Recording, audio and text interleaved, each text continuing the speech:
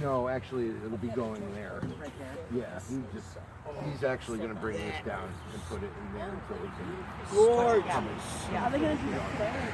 No, he's going to come back and finish it off for another day. So that's why this is just here for now. Eventually, I believe the stone will be where the box is. Is he in the casket or is he like, okay. Dad's in a casket. Mom's So he's going to be in on the box. top. Yeah. Yeah. So yeah, they only dig down. They don't dig down as far.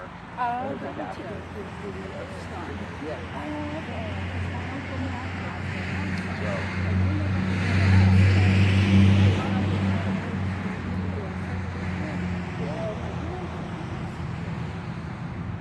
Oh my Lord, that is gorgeous.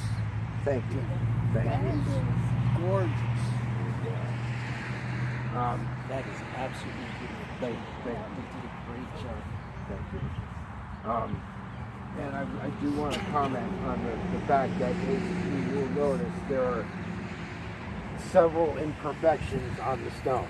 That's all right. And I think Mom would like it more that way. And it's not perfect. Amen. That's all right.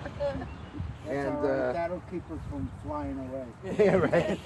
Well, actually, the funny story about the stone itself is I had a different stone that I originally chose, and it turned out it was a little too small to be your average. So I went and back to the same place where I found the first stone, and they just didn't have any in that size. I mean, that was thick enough so that the stone would split. But they had this chunk around that was actually like 2 inches thicker than it's supposed to be.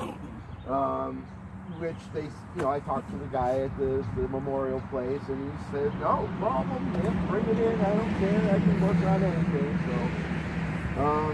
So I brought him this. I figured this was great. And now this marble itself, I do have another story that goes with this. This comes from a quarry in Vermont where it's famous.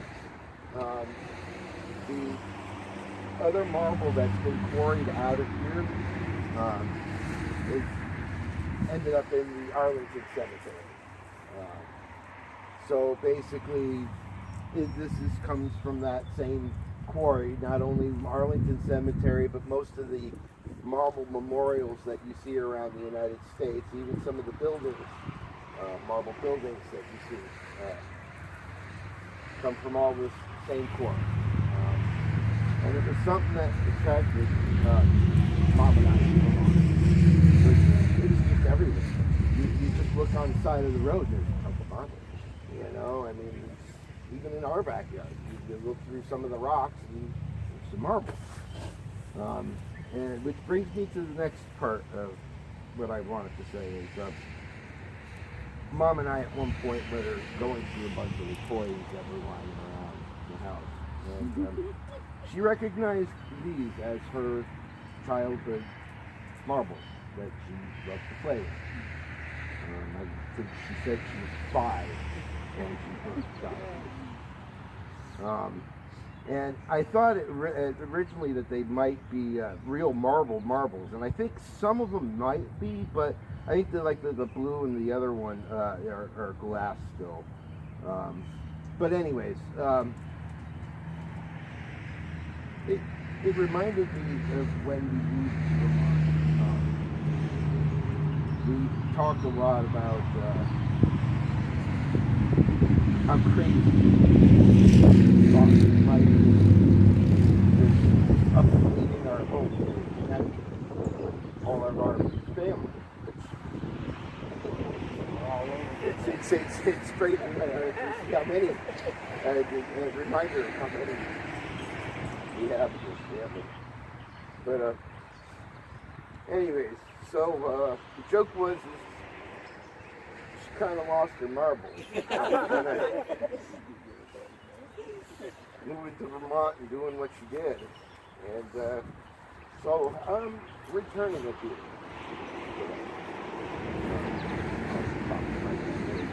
Couldn't, but yeah.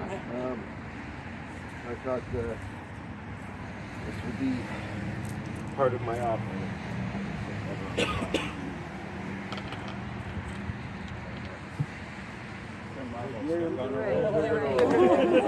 I just thought they had the same thing here.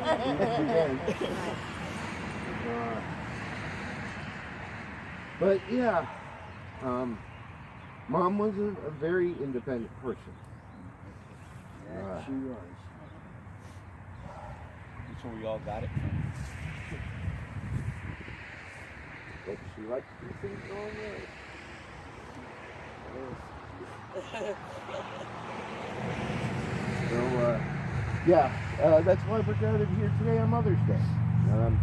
She recognized that this was, she didn't really like this holiday very much. She saw it every day as Mother's Day. Celebrate your mother every day. So if I had the chance to ask her to do this today, she would have said over my dead body. So I think that would be appropriate, yes. So here we are, and I think I'm done. I had a list of things that she had tentatively wanted, but it was kind of funny looking at the list. She had gone through and crossed out most everything that was on there, so I kind of was just like, even she couldn't decide really what to say or do today, so I kind of figured we'd all just kind of play it by ear, and if anybody else really has anything they want to say, I invite anybody to speak up. I will. Jim, you have done such a wonderful thing. We all appreciate it, I'm sure. I'm sorry I don't see my other siblings, and that's probably why they probably feel guilty about some of Mom's life. Yes, I was a little distraught when I got the call that Mom had passed, because I hadn't gotten back up there to see her before she passed. I mean, we were working on it, but things happen and you can't really get done what you want to get done. But Mom understood, and I'm sure she has forgiven me by now, being number one son. That was her favorite nickname for me. And number one son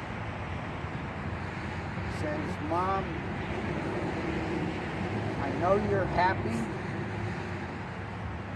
You're in a happier place with your Maker and your son and husband. So, Mom, I love you. I always have. And I'm always praying. And if you see a chance to step in, please do so. Because I'll gladly take any advice you might show my way. I love you. Being there. I'm gonna say something. Esther treated me like a granddaughter. She every time I come up, she would tell me stories. I'm really gonna miss her.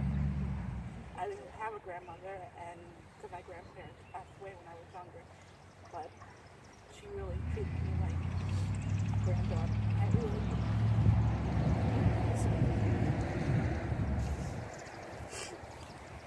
Well, at least the lawn is going to grow well. Yeah. being kind of the part of the middle group. Only because of that just happened to be the chronology of where I fell in the birth order.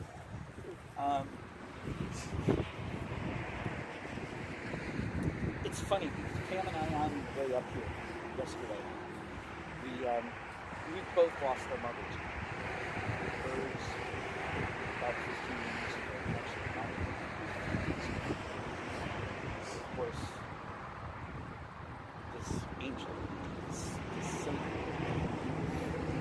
to put up with the stuff that every single one of us children have put her through, and yet loving us unconditionally, right on down the line, from the firstborn to this guy over here. And, you know,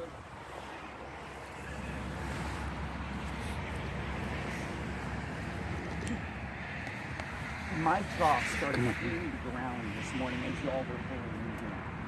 I was expecting 4, 5, 6, 8, 10 people. We maybe, appreciate and everything you've done, Jim. I should have known. I should have known. I am Because there's with you not a person in this 100%. family that can have loved this woman. Don't get a chance before you leave. So the Just baby wanna has say passed, that things are in the works and the for baby me of this to family, help you. that Andrew Charles, Huh? part of the family, Don't worry. has No, stepped no, in no, no, no, no, in no, no. so many ways over I the am years worried because I don't want you to lose that. that, number one, I Oh, feel that- honored to be his brother. That is the house you grew up in, Um, and the house she designed. he's, Yes. he's done So that's the best thing, way more is to take than care of any the of the house rest of as us best you could have can. ever probably And even I'm going thought to try of and doing. help. Lisa,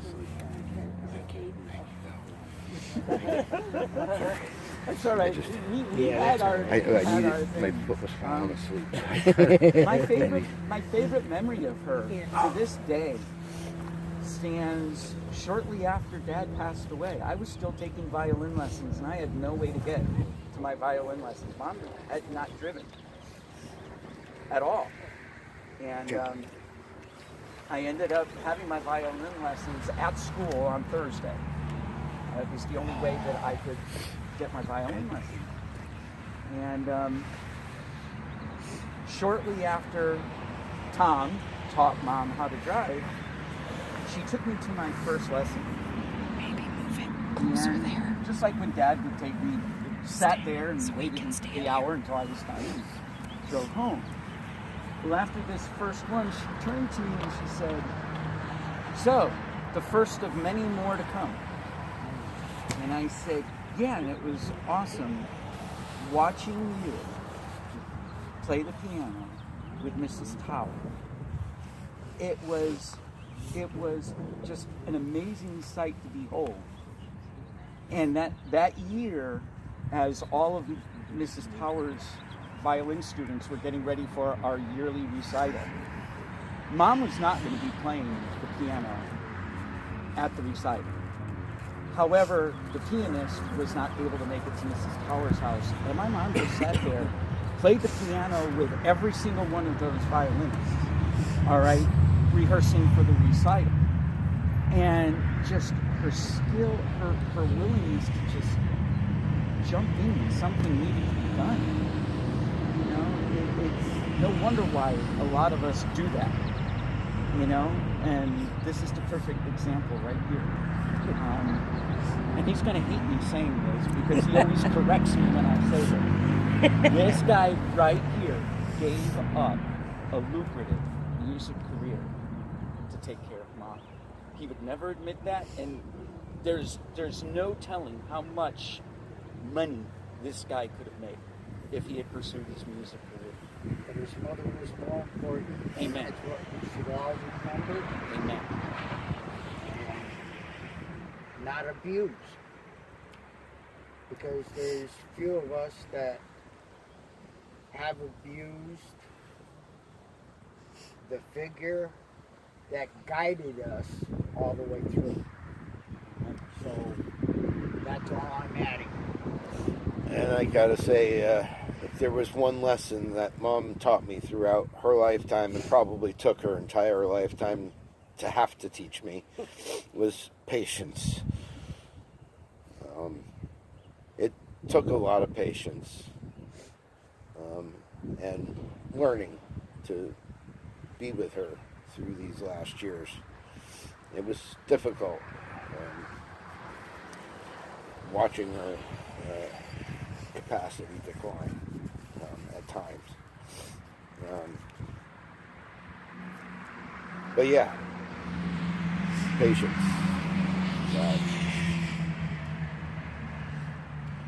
Hey, Jim?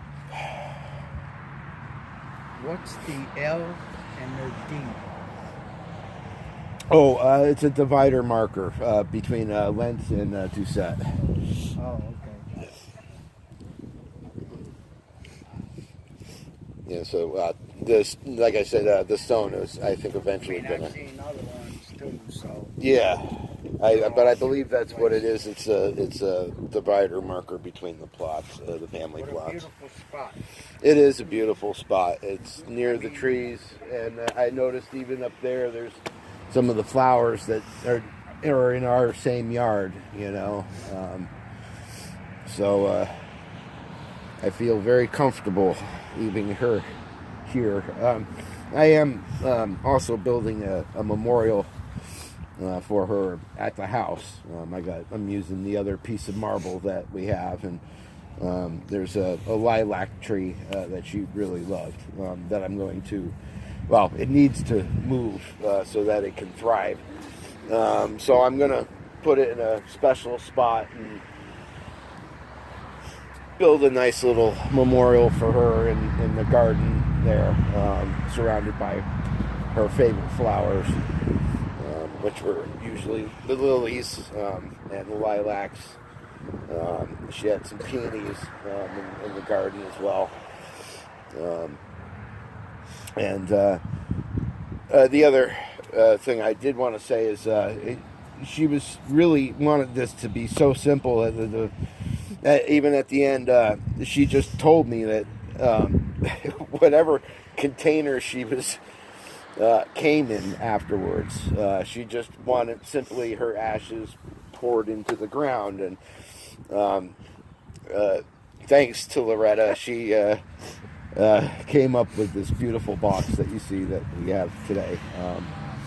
There is a story behind it made by people who, and for a certain cause, but yeah, I will let you explain. It was made in India from some of the poorer villages, and this lady goes around to different villages teaching people skills and trades to learn how to provide for their families and lead a better life.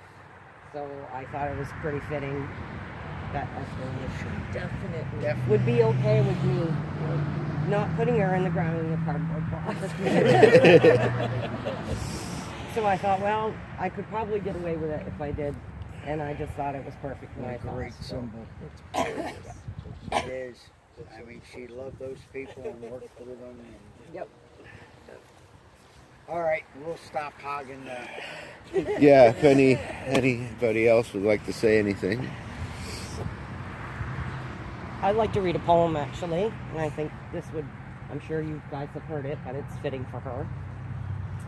Do not stand at my grave and weep. I am not there. I do not sleep. I am 1,000 winds that blow. I am the diamond glints on the snow. I am the sunlight on ripened grain. I am the gentle autumn rain. When you awaken in the morning hush, I am the quick, uplifting rush of quiet birds in circling flight. I am the soft star that shimmers at night. Do not stand at my grave and cry. I am not there. I did not die. How fitting. Send that to me, please. Yeah, I'd also like to say I'm very grateful that I met Jim and Esther. I lost my mom very young. She was very much like my mom. It was very eerie. She had a golden heart like my mom, and it was a wonderful chance to have a mom again. She was a beautiful woman, and I loved her dearly. We shared a lot of things between her and I, and at the end, Jim had left the room, and she promised me, she says, "You take care of my baby boy, okay?" I'm like, "I will, Esther, I promise." And I just held her hand, and I said, "It's okay to go. We're okay. It's time for you to go home and be with your other family now." And she says, "Okay." And I think that gave her peace, and she knew everybody was there with her, whether they were there physically or not. And I'm grateful to have been able to be a part of her life. It's changed me forever.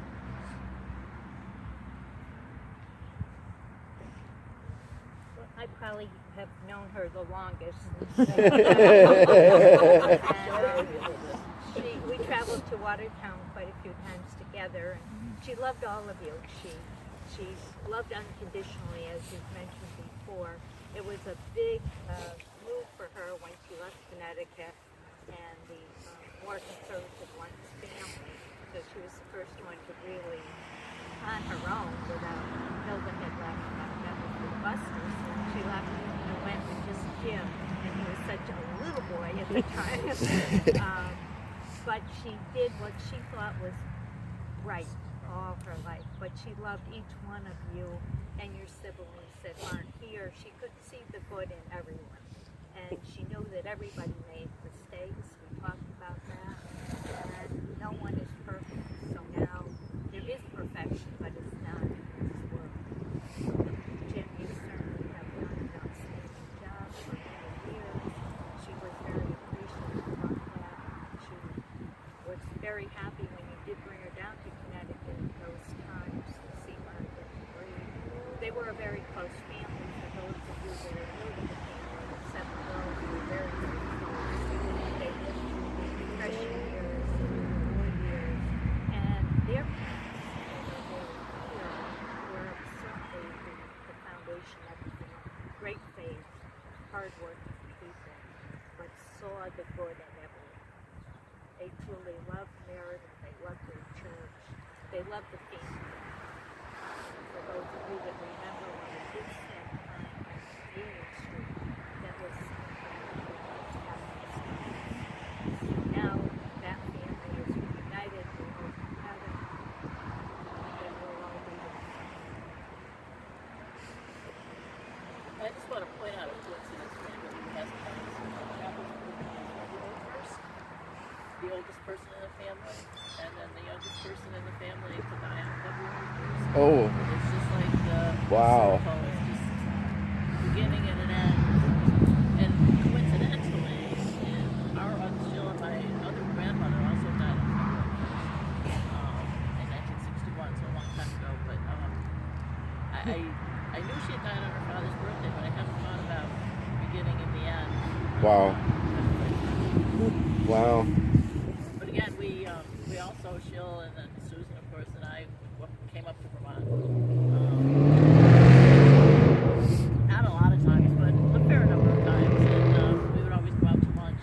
And Jim won, I guess, favorite restaurant, because that was the only place we ever went. But it was fine. It was a lovely ride. Not even sure Jim was, I don't even remember his name. But I think it was the American Grill. could be. Yeah, it was down in the plaza there. Yeah, yeah. And I think she enjoyed having us there. I think I know we enjoyed being there.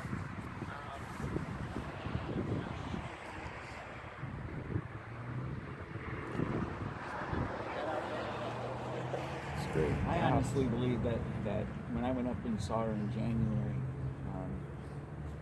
Jim and I went out to the car, and we both kind of just turned to each other, and I kind of knew that was going to be the last time I was going to get to see her.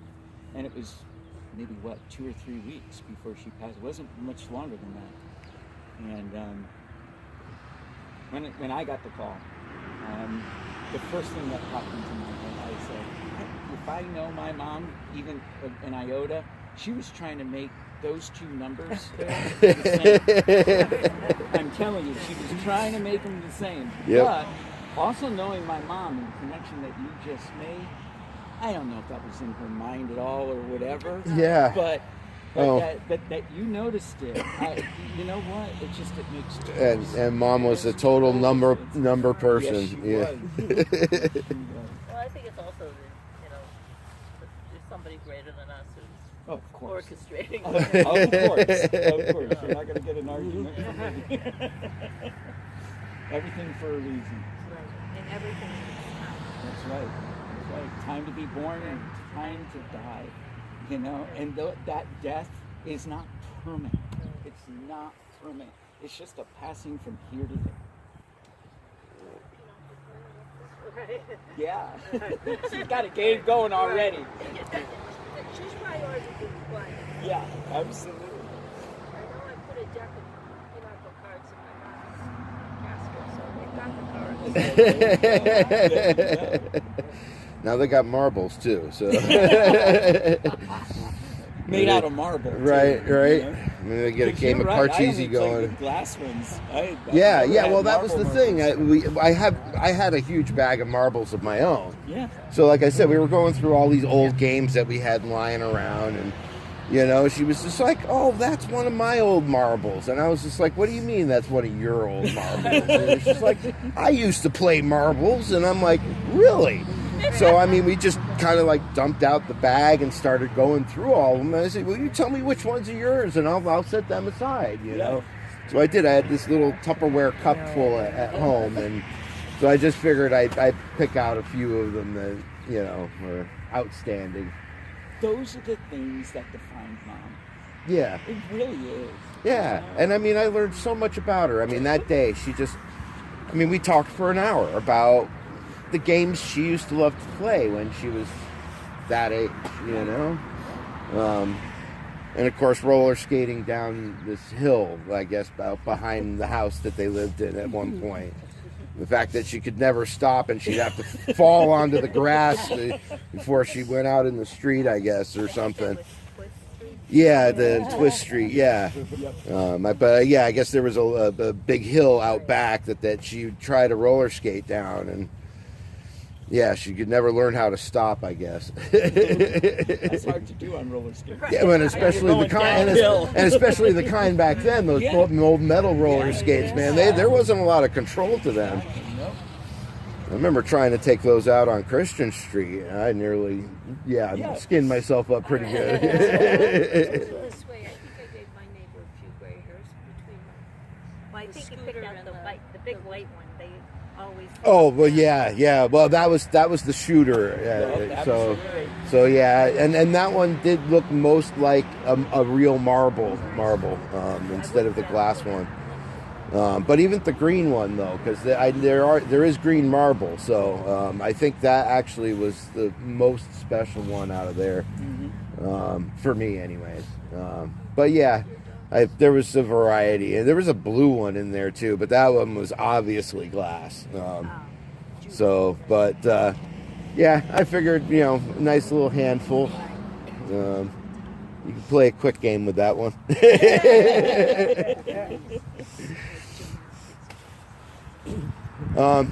I can't help keep on talking. This is exactly what she would have wanted. Yeah. You know what I mean? This is. And like I said to you, Chuck, I didn't mean to leave out a priest or religion at all. I mean, Mom was a very, very religious person, but like I said, I think she really enjoyed this more. I mean, the brothers up at the Priory are still going to have a small celebration with the community up there that she was affected with. I saved a small amount of ashes that she wanted scattered around one of the trees up there, and the brothers are going to do one of their dances, I guess. I'm going to kind of leave it up to them to do what they want to do for her. They had kind of already arranged something together, and we haven't picked a time. I figured I'll let them do that, and I'll let everybody know, but. And I like I said, they're usually pretty. They don't like put on real funerals. They kind of anytime they do it, they just kind of do it themselves with the small community that they have. And the sisters in Watertown, I let them know. You know, I just didn't even think about that. Oh, And they've sent mass. They've had masses. nice. And I think it is fitting to say, and I did tell Chuck this, she hadn't been responsive at all for a couple of days. She was kind of on comfort measure. And we decided to have her last rites. So they came. And he started that prayer. She hadn't spoke for 2 days, and she said every word of that prayer with him. And then never spoke. She never spoke another word after that. But her faith was there. And she said every word as clear as day. We kind of all just sat there like, okay, that's just what she was waiting for and wanted to say. Kind of took us all aback. I remember Yeah, that. it did because, like she said, she really hadn't said much of anything at all. I mean, she really couldn't. I mean, she had the flu. Her throat was sore. She could barely talk as it was, mouth was dry and whatnot,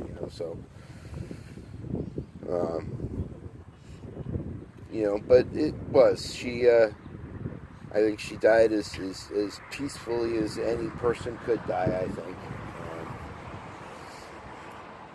And with the least amount of pain as possible.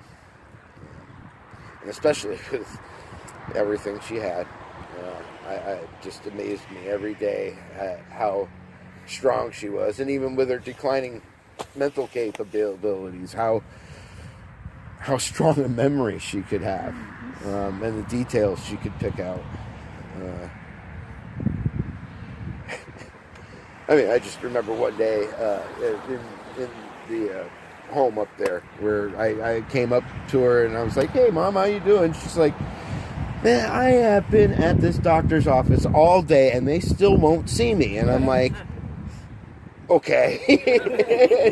And she thought she was down here at Dr. Flynn's office, and I'm like, and she had such memory of what she was there for and what was going on at that time, which she must have been like in 1975 at the time, And it was just so clear how she was thinking there. And I let her go because, it's kind of what they suggest to do, is just don't argue and just kind of let them do their thing until they come around. And, but it was just weird to hear all these details come out about the city here and being at that doctor's office and what she